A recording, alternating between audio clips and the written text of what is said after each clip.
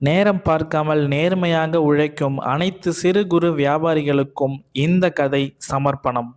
கடவுள் இருக்கிறாரா இல்லையா என்ற கேள்வி ஆங்காங்கே ஒலித்து கொண்டிருக்கும் இந்த பிரபஞ்சத்தில் கடவுள் இருக்கிறார் என்று நம்பி கோவிலுக்கு வரும் மக்கள் கூட்டத்தை எதிர்பார்த்து காத்திருக்கும் சிறு குறு வியாபாரிகள், கோவிலுக்கு செல்லும் வழியெல்லாம் கடை போட்டு அந்த வருமானத்தில் வாழ்க்கையை நடத்தி வரும் வியாபாரிகளில் ஒருவராக இணைந்திருக்கிறார் ராசு. கோவிலுக்கு செல்லும் சாலையில் புதிதாக பூக்கடை போட்டிருக்கிறார் ராசு. அந்த வீதியில் கடை போட்டிருப்பவர்களைப் போலதான் ராசுவும் வியாபாரம் செய்கிறார். பூ வாங்குவதற்காக ராசு கடைக்கு வரும் மக்கள் 199% மக்கள் ராசு சொல்லும் விலைக்கு வாங்குவதில்லை. மீதமுள்ள 1% மக்கள் வாடிக்கையாக கோவிலுக்கு வருபவராக இருப்பார்கள். பூவின் விலை எவ்வளவு இருந்தாலும் 10 ரூபாய்க்கு கொடுப்பா, 20 ரூபாய்க்கு கொடுப்பா, கொஞ்சம் விட்டு நறுக்குப்பா என கேட்டு வாங்கி செல்வார்கள். இவர்களுக்கு மத்தியில்தான் பூக்கடை நடத்தி தன் குடும்பத்தை பார்த்து கொள்கிறார் ராசு. மாத கடைசி வர வர அடுத்த மாத செலவிற்கு பயந்து பசியை மறந்து தூக்கத்தை தொலைத்து அடுத்த மாத செலவுக்காக சேமிக்கும் அன்றாட வருமானத்தில் வாழும் நடுத்தர வர்க்க குடும்பத்தில் ஒருவராக வாழ்பவர்தான் ராசு. வாடகை வீட்டில் மனைவி மற்றும் 6 வயது மகளுடன் வசித்து வருகிறார். அக்கம் பக்கத்தில் அன்றாட வீசும் சமையல் வாசனை நம் வீட்டில் தினமும் வீசிவிடாதா என்ற கேள்விக்கு பதில் தேடும் சாதாரண வாழ்க்கையை வாழ்ந்து வருகிறார். ஊரே அவளுடன் எதிர்பார்த்து காத்திருந்த திருவிழாவிற்கான மாதம் வந்துவிட்டது. 3 நாள் திருவிழாவுக்கான ஏற்பாடுகள் கோவிலில் தொடங்கியது. அங்கு இருக்கும் கடைகளில் வியாபாரம் அதிகரிக்கும் என்பதால் சிறு குறு வியாபாரிகள் முதலீட்டிற்காக ஆங்காங்கே கடன் வாங்க தொடங்கினார்கள். ராசுவும் பூக்களை கொள்முதல் செய்வதற்காக தெரிந்தவர்களிடம் கடன் கேட்க சென்றார்.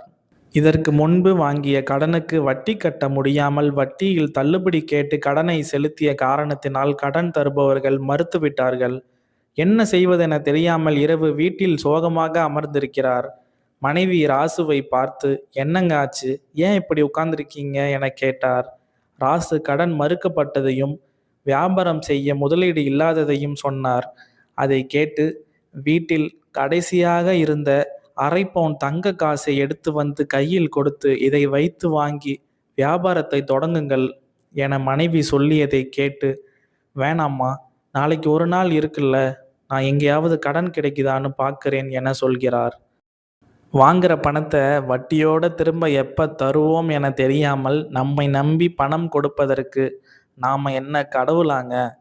இதை வைத்து பணத்தை ஏற்பாடு செய்யுங்கள் என மனைவி சொல்லியதை ஏற்று மறுநாள் 2 வட்டிக்கு அடகு வைத்து பணத்தை ஏற்பாடு செய்கிறார். திருவிழா ஆரம்பித்தது. ராசு பூக்களை கொள்முதல் செய்து வியாபாரத்தை தொடங்கினார். அங்கு போடப்பட்டிருந்த கடைகள் எல்லாம் பேரம் பேசி வாங்கும் மக்கள் கூட்டத்தால் நிரம்பியது. 3 நாள் முடிவில் வியாபாரம் அமோகமாக நடந்து முடிந்த சந்தோஷத்தோடு கடைகளை அடைத்துவிட்டு வீட்டிற்கு செல்ல வியாபாரிகள் தொடங்கினார்கள். ராசு கடையிலிருந்து வீட்டிற்கு செல்லும் வழியெல்லாம் பலவித கனவுகளோடு பயணிக்கிறார். அடகு வைத்த நகையை மீட்டுவிடலாம், மனைவியின் கைபேசிக்கு 2 மாதமாக ரீசார்ஜ் செய்யாமல் இருப்பதை இந்த மாதம் ரீசார்ஜ் செய்துவிடலாம், நினைத்த மல்லிகை சாமான்களை வாங்கி சமைத்து சாப்பிடலாம், நம் வீட்டு சமையலறையிலும் மனம் வீச போகிறது என்ற சந்தோஷத்துடன் வீட்டிற்கு வந்து மிதிவண்டியை நிறுத்திவிட்டு பையை எடுத்துக்கொண்டு மகிழ்ந்த முகத்துடன் வீட்டிற்குள் செல்கிறார். மனைவி மடியில் மகள் தலை வைத்து படுத்திருக்கிறாள். மனைவி மகளுக்கு நெற்றியில் வெந்நீரில் ஒத்தரம் கொடுத்து கொண்டிருந்ததை பார்த்து பக்கத்தில் ஓடி வந்து, என்னம்மா ஆச்சு என மகள் கன்னத்தில் கை வைத்து தொட்டு பார்க்கிறார். உடம்பில் லேசாக சுரம் அடித்தது. காலையிலிருந்து விட்டு விட்டு சுரம் அடிக்கிறது. இப்ப கஞ்சி குடிச்சிட்டு மாத்திரை போட்டிருக்கா என மனைவி சொல்கிறார். மகளை தூக்கி கொஞ்சியபடி மடியில் அமர வைத்து போர்வையை போத்திவிட்டு, பாப்பாக்கு உடம்பு என்ன பண்ணுது என கேட்டார். தெரியலப்பா, ஒரு மாதிரி இருக்கு என சொல்கிறாள். மகளை அணைத்து கொண்டு பக்கத்தில் இருந்த பையில் இருந்து ஒரு விளையாட்டு பொம்மையை எடுத்து மகளிடம் காண்பித்தார். பல நாட்களாக கேட்டுக்கொண்டிருந்த பொம்மையை பார்த்த சந்தோஷத்தில் போர்வையை தள்ளிவிட்டு பொம்மையை கையில் வாங்கி அணைத்து கொண்டாள். ராசு குடும்பத்தோடு சின்ன சின்ன ஆசைகளையும் கனவுகளையும் பூட்டி வைத்திருந்த கதவின் வழியாக வந்த விளையாட்டு பொம்மையை தொடர்ந்து ஒரு உணவு பையும் வந்தது. அதை மனைவி பிரித்து பார்க்கிறார். அதில் ஃபேமிலி தோசை என சொல்லக்கூடிய பெரிய தோசை இருந்தது. ஹோட்டல் உணவு பலரின் பசியையும் ருசியையும் தீர்த்திருந்தாலும் சிலருக்கு அங்கு இருக்கும் ஒரு சில உணவை ருசி பார்ப்பதே ஒரு கனவாக இருக்கும். அந்த வரிசையில்தான் ஃபேமிலி தோசை ராசுவின் குடும்பத்திற்கு ஒரு கனவாக இருந்தது. சந்தோஷத்தின் உச்சியில் இருக்கும் ராசுவின் குடும்பம் மகிழ்ச்சியாக தோசையை பிரித்து சாம்பார் மற்றும் சட்னி பொட்டலத்தை பிரித்து ஊற்றி தோசையை பிய்த்து சாம்பார் சட்னியில் பிரட்டி மகளுக்கு ஊட்டிவிட்டார். கண்களால் ஆசை ருசி பார்த்த உணவின் உண்மையான சுவையை சாப்பிட்ட சந்தோஷத்தில், அப்பா செம்மையா இருக்குப்பா என சொல்கிறாள். மனைவியும் ராசுவும் சிரித்தபடியே மகள் ரசித்து சாப்பிடும் அழகை பார்க்கிறார்கள். ராசு மனைவிக்கு தோசையை ஊட்டிவிட்டார். ஆனந்தத்தில் மனைவியின் கண்ணில் லேசான ஈரத்துடன் உதட்டில் புன்னகையோடு அசை போட்டு தோசையை சாப்பிட்டார். கணவனுக்கு ஊட்டி விடுவதற்காக தோசையை கையில் எடுத்து ராசு வாய் அருகில் கொண்டு போகும்போது மகள் ராசுவின் நெஞ்சில் வலு கொடுத்து காலை நீட்டி அம்மா கையை எத்தி தள்ளிவிட்டாள். ராசுவும் மனைவியும் மகளை பார்க்கிறார்கள். கண்கள் இரண்டும் மேலே சொருகி பேச்சு மூச்சு இல்லாமல் கை கால் விரைத்து போனதைப் போல மயக்க நிலைக்கு சென்றாள். ராசுவும் மனைவியும் ஒன்றும் புரியாமல் பாப்பா பாப்பா என அலறுகிறார்கள். குழந்தையை தூக்கி கொண்டு அரசு மருத்துவமனைக்கு ஓடினார்கள். அங்கு மருத்துவர்கள் யாரும் இல்லை. மருத்துவமனையில் இருக்கும் விளக்கெல்லாம் அணைந்து கிடந்தது. இவர்கள் ஓடி வந்ததை பார்த்து அங்கு இருந்த ஒரு பெண் வந்து குழந்தையை பார்த்துவிட்டு ராசுவிடம், தம்பி இப்போதைக்கு இங்க மருத்துவர்கள் யாரும் வரமாட்டாங்கப்பா, காலையில தான் வருவாங்க, நீ பக்கத்துல இருக்கிற தனியார் மருத்துவமனைக்கு போய் பாருப்பா என சொல்லியதை கேட்டு தனியார் மருத்துவமனைக்கு ஓடத் தொடங்கினார்கள். கண்களில் கலங்கிய கண்ணீர் பாதையை மறைக்கிறது. அதை உதறிவிட்டு மருத்துவமனைக்கு ஓடி வந்தார்கள். குழந்தையை பார்த்த மருத்துவர் நாடி துடிப்பை பார்த்துவிட்டு உடனே எமர்ஜென்சி வார்டிற்கு தூக்கி செல்லுங்கள் என்றார். ராசுவிடம் என்ன நடந்தது என கேட்டுவிட்டு மருத்துவர் எமர்ஜென்சி வார்டுக்கு சென்றார். ராசுவும் மனைவியும் அழுதபடியே மகள் இருக்கும் அறையின் கதவை பார்த்து கொண்டே நிற்கிறார்கள். எம்ஆர்ஐ டெஸ்ட் எடுக்கணும், பணம் கட்டிட்டு வந்துருங்க என சொல்கிறார்கள். ராசுவும் ஓடி சென்று பணத்தை கட்டிவிட்டு வந்து காத்திருக்கிறார். மேலும் பல டெஸ்ட் எடுக்கிறார்கள். மருத்துவர் வெளியே வந்ததும் ராசுவும் மனைவியும், என் மகள் எழுந்துட்டாளா ஐயா, எப்படி இருக்கா என அழுத குரலுடன் கேட்கிறார்கள். கண்ணு முழிச்சிட்டாங்க, இப்போதைக்கு எந்த பிரச்சனையும் இல்லை.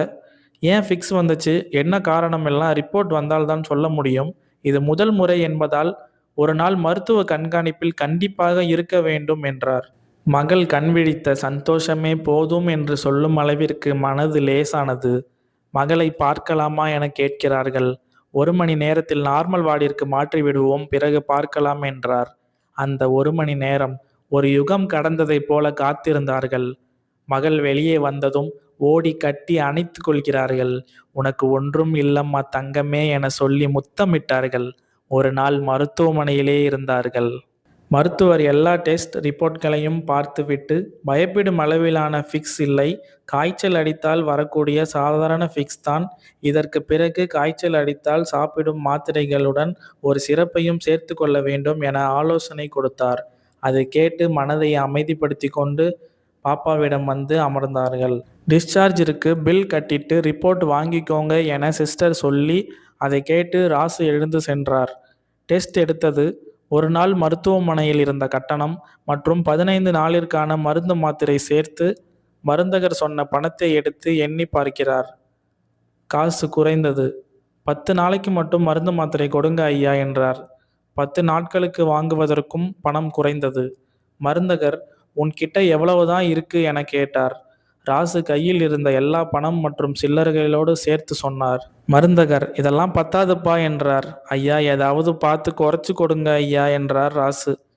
மருந்தகர், சரி ஓரமா நில்லு என சொல்லிவிட்டு அவர் மேல் அதிகாரியிடம் சென்று மருந்து சீட்டை கொடுத்து விவரத்தை சொல்லிவிட்டு வந்து அடுத்த நபருக்கு மருந்து எடுத்து கொடுக்க தொடங்கினார். அந்த தருணத்தில் அங்கு இருந்த மக்கள் அனைவரும் சேர்ந்து அவர்களிடம் இருந்த பணத்தை கொடுத்து முழு மருந்து மாத்திரையும் வாங்கி ராசுவின் கையில் கொடுக்கிறார்கள். ராசு கையெடுத்து கும்பிட்டு நன்றி கூறினார். அதற்கு கூட்டத்தில் இருந்த ஒருவர் சொல்கிறார், இது எங்க காசு இல்லை, உங்ககிட்ட பேரம் பேசி வாங்கின உங்க காசுதான் என சொல்லியதும் சுற்றி நின்றவர்கள் கைத்தட்டி அந்த செயலை பாராட்டுகிறார்கள். ஒரு கைத்தட்டல் சத்தம் மட்டும் வேகமாக கேட்டது. ராசு திரும்பி பார்க்கிறார். எவ்வளோ நேரம் கூப்பிட்டு கொண்டிருக்கேன், அங்கே என்ன கனவு கண்டுட்டு இருக்கீங்க என மருந்தகர் கேட்டார். ராசு சுற்றி பார்க்கிறார். அவர் கடைக்கு வந்து செல்பவர்கள் மருந்தகத்தில் நின்று மருந்தகர் சொல்வதை வேடிக்கை பார்க்கிறார்கள். அதை பார்த்ததும் ராசு கண்கள் கலங்கியது. அதை துடைத்துவிட்டு மருந்தகரிடம் சென்றார். மருந்தகர் ராசுவிடம், உங்க கிட்ட இருக்க பணத்திற்கும் நாங்கள் குறைத்த பணத்திற்கும் சேர்த்து சுரமடித்தால் எடுத்துக்கொள்ளும் மருந்துடன் 1 வாரத்திற்கு மட்டுமே மருந்து மாத்திரை வரும். அதற்கே இன்னும் 18 ரூபாய் வேண்டும் என்றார். ராசு மீண்டும் சட்டை பையிலும் உள்பையிலும் இடுப்பிலும் தேடி பார்த்தார். இடுப்பில் தடிசாக ஒன்று தென்பட்டது. அப்பொழுதுதான் ஞாபகம் வந்தது. 3 நாள் திருவிழா தொடக்கத்தில் முதல் விற்பனை போது 1 முழம் பூ 30 ரூபாய் என நான் சொல்லியதற்கு என்னிடம் பேரம் பேசி 20 ரூபாய்க்கு வாங்கி சென்றார். அந்த 20 ரூபாயை கோவில் உண்டியலில் போடுவதற்காக தனியாக எடுத்து வைத்திருந்தது ஞாபகம் வந்தது. அதை எடுத்து காகிதத்தாளை பிரித்து 20 ரூபாயை கொடுத்தார். மருந்தகர் மீதி 2 ரூபாயை கொடுத்தார். அந்த 2 ரூபாயை கையில் எடுத்து பார்த்து இறுக்கமாக பிடித்து கொண்டார். மருந்து மாத்திரையை வாங்கிவிட்டு மகளை தூக்கி கொண்டு மனைவியை அழைத்து வீட்டிற்கு சென்றார். இரவு மகளை தூங்க வைத்துவிட்டு ராசுவும் மனைவியும் படுக்கிறார்கள். மனைவி கேட்கிறார், கடையில் வியாபாரம் நீங்கள் எதிர்பார்த்த மாதிரி நடந்துச்சா? மருத்துவமனையில் எவ்வளவு செலவாச்சு என கேட்டார். இரண்டிற்கும் ஒரு பதிலாக கையில் இருந்த 2 ரூபாயை மனைவியிடம் காண்பித்தார். மனைவிக்கும் புரிந்துவிட்டது. பணமில்லாத வறுமைக்கான கண்ணீர் தீர்ந்து விட்டதால் அமைதியாக இருந்து விடுகிறார்கள். மறுநாள் காலை ராசு மிதிவண்டியை எடுத்துக்கொண்டு புறப்பட்டார். வழியில் ஹோட்டலை பார்க்கிறார். மருத்துவமனையிலிருந்து வீட்டிற்கு சென்று பார்த்தபோது 3 வாய் மட்டுமே எடுத்த தோசையில் வீட்டில் இருந்த எறும்பும் பூச்சியும் மீதி உணவை சாப்பிட சூழ்ந்திருந்தது ராசுவின் கண்முன் வந்து சென்றது. நகை அடகு கடையை பார்க்கிறார். விடை தெரியாத கேள்விகள் நிறைந்து இருக்கும் வரிசையில் அடகு வைத்த நகையை எப்பொழுது மீட்கப் போகிறோம் என்ற கேள்வியும் இணைந்துவிட்டது. பொம்மை கடையை பார்க்கிறார். மகள் ஆசையாக கேட்ட பொம்மையுடன் முழுமையாக 1 மணி நேரம் கூட விளையாடவில்லை. மருத்துவமனையிலிருந்து வீட்டிற்கு வந்து பார்த்தபோது பொம்மை சாம்பாரில் கிடந்தது. அதை எடுத்து வைத்து பொம்மை அழுக்காயிடுச்சு என மகள் அழுதது நினைவுக்கு வந்தது. மிதிவண்டியை கோவில் வாசலில் நிறுத்திவிட்டு உள்ளே சென்றார். அங்கு நிரம்பிய கோவில் உண்டியலிலிருந்து எடுத்த பணத்தை எண்ணி கொண்டிருந்தார்கள். பார்த்து முடிக்கவே பல நேரம் ஆகும் அளவிற்கான சில்லறைகள், பணங்கள், தங்க காசுகள், வெள்ளிகள் என பலவற்றால் நிறைந்திருந்த இடத்தை பார்க்கிறார். வாங்கின பணத்தை வட்டியோடு திரும்ப எப்ப தருவோம் என்று தெரியாமல் நம்மை நம்பி பணம் கொடுப்பதற்கு நாம என்ன கடவுளாங்க என மனைவி கேட்டது மீண்டும் காதில் ஒலித்தது. ராசு சட்டை பையில் இருந்த 2 ரூபாயை எடுத்து கோவில் உண்டியலில் போட்டுவிட்டு எதுவும் பேசாமல் சாமியை பார்த்தபடியே நிற்கிறார்.